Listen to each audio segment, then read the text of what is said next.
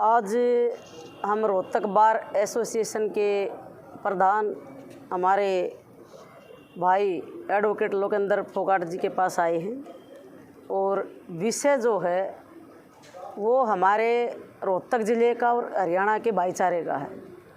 क्योंकि हाथरस जो मामला है, हमारी बहन मनीषा के साथ जो दरिंदगी हुई है, हमारे रोहतक बार एसोसिएशन के 2 एडवोकेट सुनील शर्मा, मोहित वर्मा, दोनों ने वकालतनामा दिया दरिंदों का केस लड़ने का।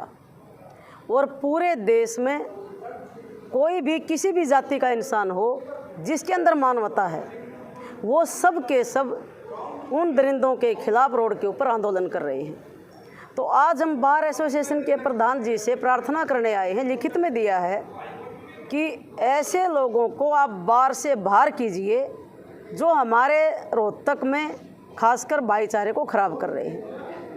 क्या पूरे देश में यही 2 वकील हैं क्या उन दरिंदों का केस लड़ेंगे? ये बिल्कुल गलत है।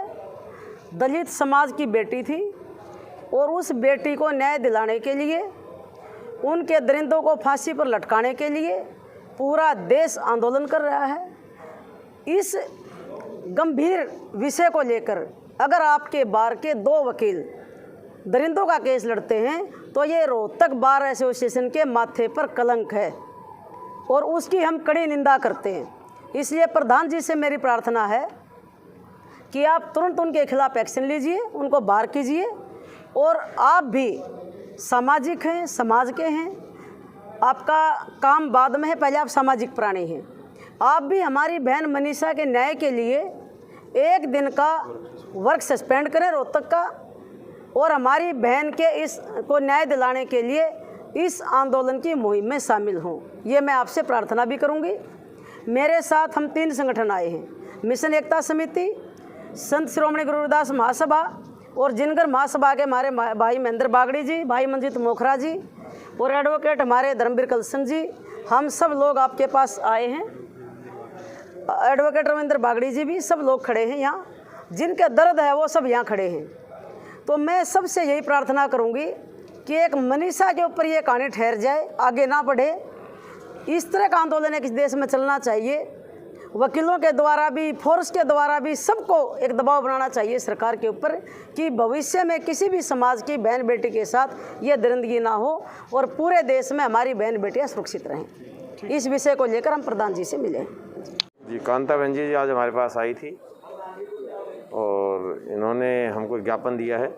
हम अपने कल हमारी जो एग्जीक्यूटिव मीटिंग है उसको बुला के इस पर चर्चा करके जो भी जानकारी होगी आपको हम मीडिया को जो भी उसके बारे में अवगत करा दिया जाएगा। वकील कहीं भी केस लड़ सकता है, इस तरह के विवाद उन्होंने वकीलों ने किया है? देखिए, वकील केस कहीं पे भी लड़ सकता है, बट जैसा कि बहन जी ने कहा, हमारी जैसे वकील एक बहुत बड़ा हिस्सा है समाज का और हम दिशा दिखाते हैं, तो एक हमारी सामाजिक जिम्मेवारी बनती है। और हम भी आपके माध्यम से मैं कहना चाहूँगा, हम भी इन वकील साथियों से आग्रह करेंगे कि अगर किसी तरह की इस तरह की बातों की कंट्रोवर्सी में ना पड़े। सस्पेंड करने की बात की हम अपनी मीटिंग करेंगे, अभी इस पर विचार करके आपको बताएंगे। देखिए, जैसे कि रियान स्कूल वाला केस आपने सुना होगा, उसमें एक दलित को ही बकरी का फंसाया हुआ था पुलिस वालों ने। जब हम उस केस में आए, उस केस में आने के बाद उसको बचाया भी और उसको क्लीन चिट भी मिली। वो भी एक दलित ही था। तब दलितों ने हमारा ये समर्थन नहीं किया कि आपने ये अच्छा काम किया, हमको अवार्ड नहीं दिया, पर हमको शांति थी कि हमने अपना काम किया है। आज जब एक दलित की लड़की के साथ गलत हुआ है और हम मीडिया भी ये दिखा रही है कि कुछ ना कुछ इसमें गड़बड़ है, पुलिस प्रशासन का भी इसमें प्रभाव हुआ है, तो आज वे हमारा पुतला क्यों फूंक रहे हैं? हम ना तो जज हैं, ना ही हम भगवान हैं। हम एक वकील हैं और वकालत करना हमारा कर्तव्य है। और अगर हम उसके वकील नहीं आएंगे, कोई और तो वकील आएगा।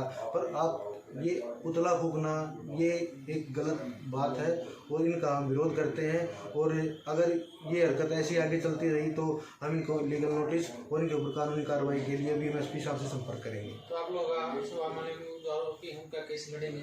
जी, हम उनकी तरफ से पैरवी करेंगे और जैसे ही कोई SIT अपनी इन्वेस्टिगेशन कंप्लीट करती है, उसके बाद हम ट्रायल फेस करेंगे।